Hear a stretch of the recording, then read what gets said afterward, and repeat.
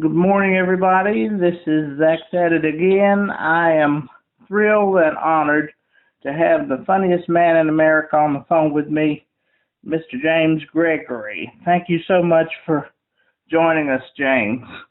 Well, thank you. It's my pleasure. The reason that I'm fortunate enough to talk with you this morning is because on Friday you are performing about 25 minutes away from the town that I have lived in all my life, Whitfield, Virginia. You'll be performing in Marion, Virginia on Friday, February the 4th at the Lincoln Theater. Have you ever been this far in Southwest Virginia before? Yes, I have. As a matter of fact, it's been a while since I've been to Marion, but they're good people. I always enjoy it, and they're so responsive when they find out that a comedy show is coming to town. Yes, indeed. Have you ever been to Whitfield? We have sold out that event that night. Yes, indeed. And my wife and I are fortunate enough to have 2 front row seats. When I heard you were coming, I got tickets very early. So, because I've been lucky enough to see some of the supposed top comedians in America, and you are, sir, the funniest man in America. Well, thank you. I've said this before. This thing about the funniest man in America, it's not really that big a deal because I've been doing this so long. And when I started, America was just 13 states. Yes, indeed. Well, the first thing I want to talk about is my name. My name is Zach Cooley, and it's a somewhat a matter of record, I believe, that you do not like the name Zach. Can you explain why you do not? I have made a joke about that. Yeah. I said that if it's Zach, it's Z-A-C-H, you know? That's right. And I'm so uneducated. It should be Z-A-C-K. Yeah. Well, I tell you, it doesn't matter how you spell it. Z-A-C-H, Z-A-C-K. On Facebook, you can have the name printed out in front of them, and if they want to spell it wrong, they're still going to spell it wrong. That's right. It doesn't matter how you spell it. But my last name is Cooley, and I'm a newspaper writer, and you were acquainted a long time ago with another man named Cooley, Billy Joe Right. Cooley, That's exactly right. from Georgia, and he was another writer. He was the one who gave you the title. Is that right? Right. All this kind of started by accident as far as the funniest man in America. Uh-huh. And this is a long, long time ago. There used to be full-time comedy clubs in almost every city in America. At one point, there was 450 full-time comedy clubs in the United States. And the comedy clubs started to really boom in the Southeast and in the Midwest. And there's a popular comedy club in Huntsville, Alabama. And all the shows back in those days was Tuesday through Sunday. So on a Tuesday, they happened to be in the audience a newspaper guy. His name was Billy Joe Cooley. And he was a long-time columnist for the Huntsville Times. He had 2 columns a week, and it just related to what was going on in town, all the events coming around, like an entertainment sports site column. So he was in the audience on Tuesday, and I did not know he was in the audience, but he was. All right. Well, what happened was, and I forget, it was either Thursday or Friday when his column came out. And in this article that he wrote, as part of the story he was telling, he was referring to me, the comedy, and he said, I have never heard of this guy before, but he's got to be the funniest man in America. what I did, as we all do, I took that article and made a zillion copies of it, and I included that in my press kits as I sent to other cities around the country. So a few weeks later, I was doing a show in St. Louis, Missouri. Okay, and the newspaper there was the St. Louis Dispatch. Okay, and it said, "Coming up this weekend is the funniest man in America, James Gregory." What they did, they took that highlighted column that I gave them and put on the newspaper. And so other comedians started making jokes about it. It says you're the funniest man in America, you know. And coincidentally, about 4 weeks after that, I was doing a series of shows in Texas. I would do 3 weeks in a row. I would do Dallas, Ogden, and Fort Worth. So when I got to Dallas, the same thing happened. And the newspaper people printed that little one line, the funniest man in America. And the club owner at that time, he promoted the show as the funniest man in America. So when that happened, it was Huntsville, St. Louis, and Texas.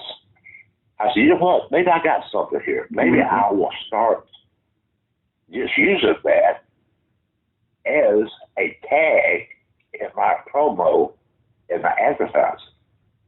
And that is exactly how all that started. It's really by accident. Well, whether this... It's just caught on. When I tweeted that little article, it was a brief article, and I've done that many times before. We all do this. Keep in mind now, this was back in 1985 or something. The year I was born, yes, sir. And there was no such thing as the internet. There was no such thing as emails and things like that. So everything was done by mail. So you would mail out your press conference. Your press releases. Sure. And that's what happened. So they would take the press kit and they would take parts of that in these locations, use that as an advertisement to the show.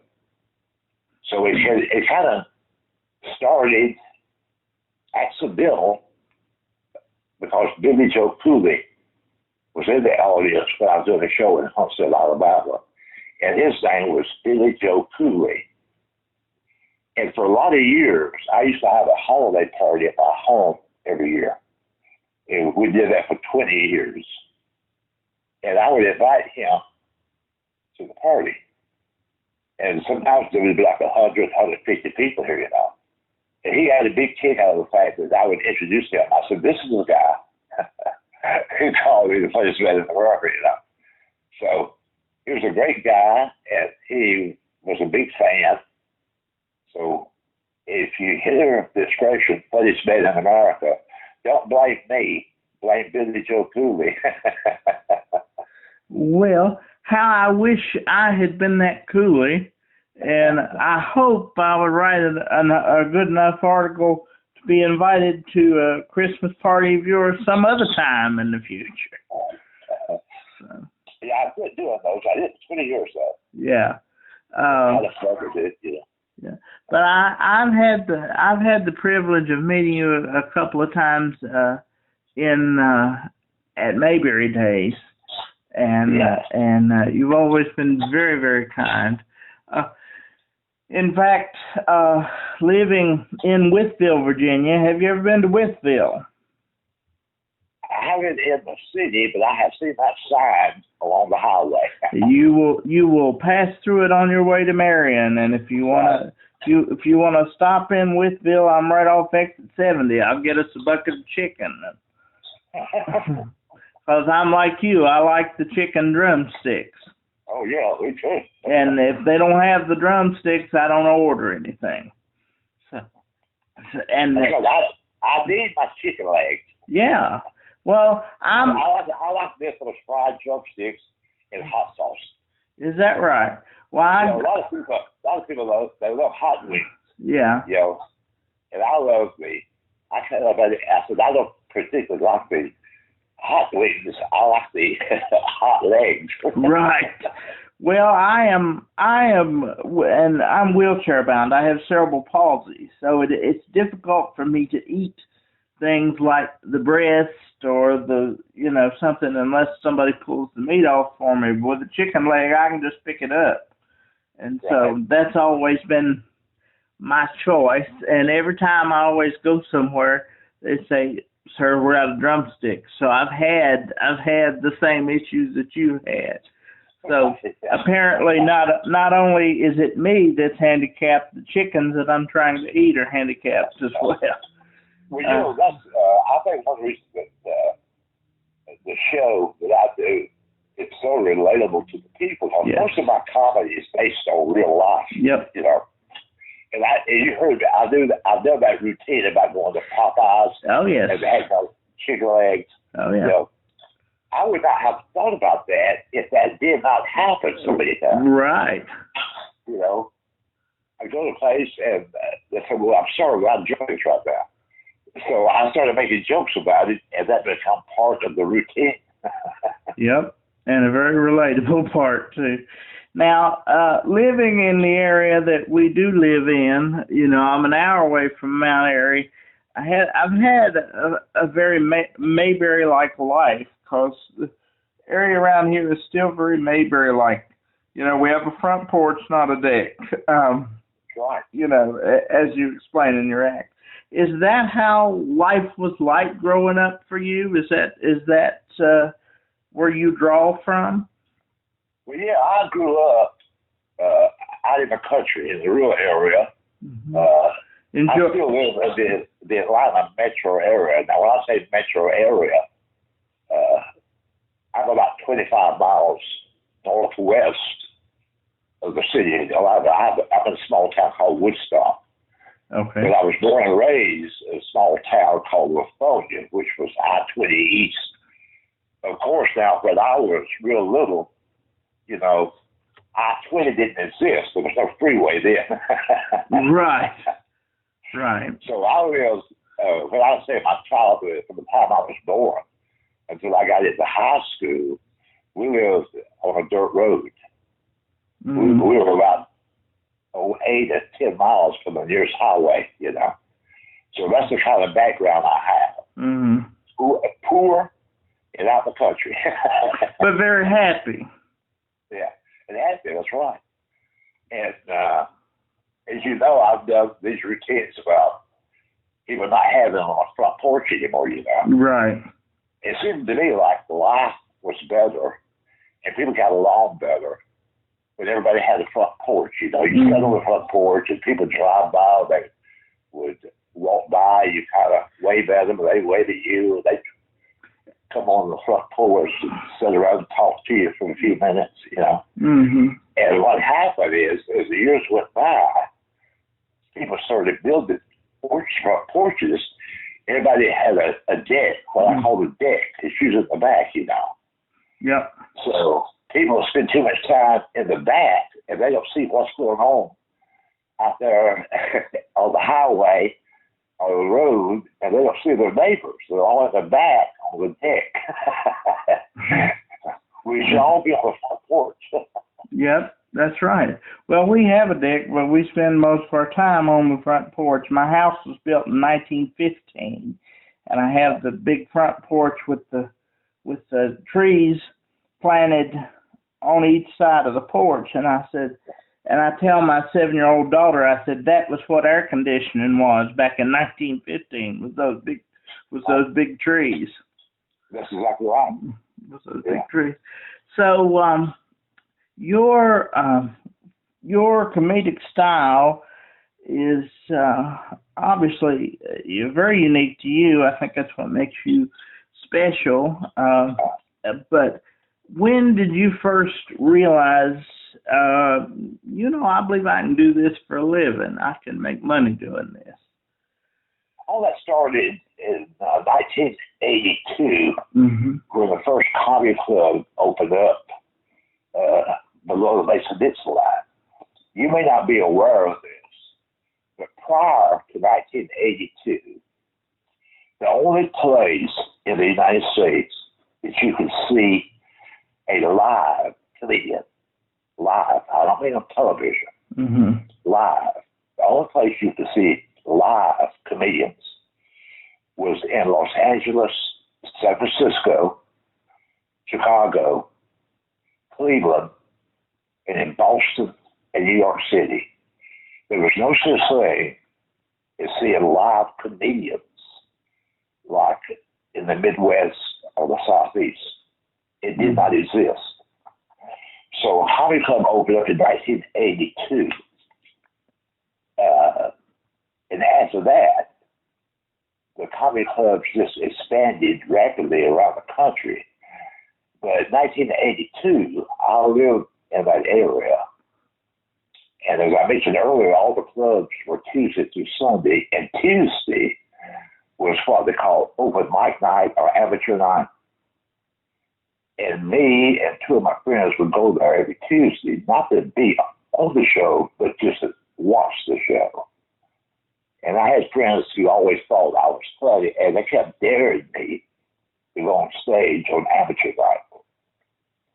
And that's what happened. I started doing on amateur night, open mic night, and that's how I slowly got my foot in the water, you know. And that was at the Punchline, right? Right. And is that when your first DVD was? The first DVD, matter of fact, it was, but that was, I think, the first DVD was actually filmed in Chattanooga, the first one. Oh, okay. But you heard the expression starving artists? Oh, yeah. You have a few years there where you barely get by, you almost starve to death, you know, because nobody really knows who you are, you know. Mm-hmm. So you just stick with it. And then, to make a long story kind of short, I've had the opportunity to perform in 38 of the 50 states. I've toured Canada a couple of times.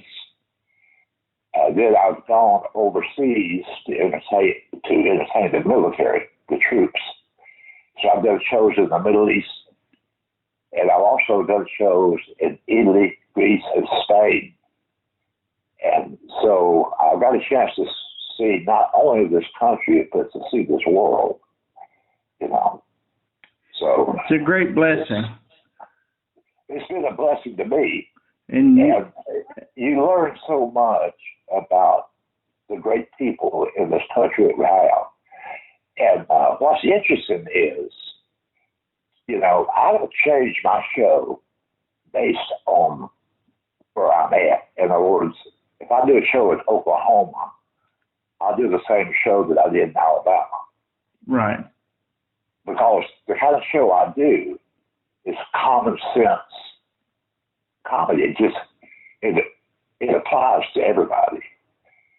And back in the late 80s, Randy Travis, for example, the country music artist, he was the biggest country music artist in the world around 1986, 1987. And him and his manager was a big fan of my comedy, because every time I went to Nashville to perform, they would watch the show. And they wanted me to be part of his show and tour what they call the theaters in the round. So I went with Randy Travis and did shows in Massachusetts, Connecticut, Rhode Island, and the people in Massachusetts, and the people in Connecticut, and the people in Maryland and New Jersey, I got the same response from that audience that I would get if I was in the Southeast. So people are people. If it's funny, it's funny, you know. Amen. And common sense is something the human race is in need of now more than ever. So I think That's what I think. so I think your comedy, the opportunity to see you again is never more needed. Certainly for my wife and I, after the last couple of years we've had, than at any time. But your comedy makes me laugh more than anybody else in a way that nobody else does. My brother-in-law introduced me to you one time. His name's Zach too, by the way, Z-A-C-K.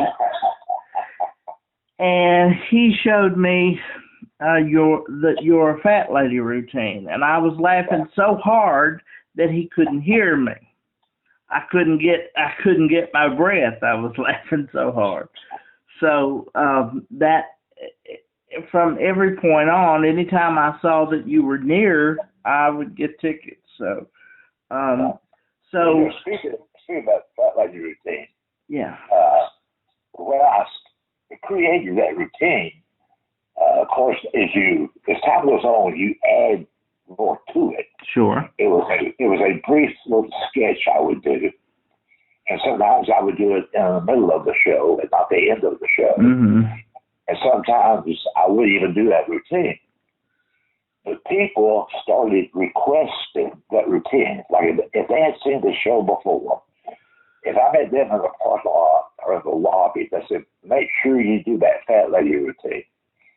And then if I didn't do it after the show, because I'm always hanging out with the audience usually. That's wonderful. So what I did is I started doing that routine at the end of the show. So for a lot of years, I end every show by doing that fat lady routine because it became so popular. And if you go on YouTube, we have 2 or 3 different versions of it. Mm-hmm. But all total, we've had over 6 million views on that fat lady routine. No doubt. And I'd say a good 1,000 of them have been me just watching it over and over. But people tell me that all the time. They say, yeah. And so we watch that all the time. Yeah. Right. And I think the reason that's so fun is because everybody can relate to that. Most of us know at least one person, some overweight person. It might be a neighbor or a relative who are always eating too much, but always talking about start their diet tomorrow. I had 3 aunts who were extremely overweight. Okay, and it's interesting the way life works. You know, the 3 aunts that I talked about, they were always overweight, really obese. Okay. Yeah. One of them lived to be 88. Yeah. One lived to be 84, and the other one lived to be 80. And keep in mind now, when they were born, life expectancy was just 65. Right. So they ate anything they wanted to eat, and they still lived to be in their 80s, you know. So this thing that we have going on today about can't eat this, can't eat that, stay away from this, stay away from that, I just wonder about that sometimes. Sure. Well, that's what I wanted to let you know. My name may be Zach, but I don't spray my butter. I eat real butter. I eat fried chicken, and I gave my parents a grandchild. So there you are. And I still drink real milk, whole milk. Whole milk. I won't drink it unless it's whole. That's right. Yeah. Yep. That's me.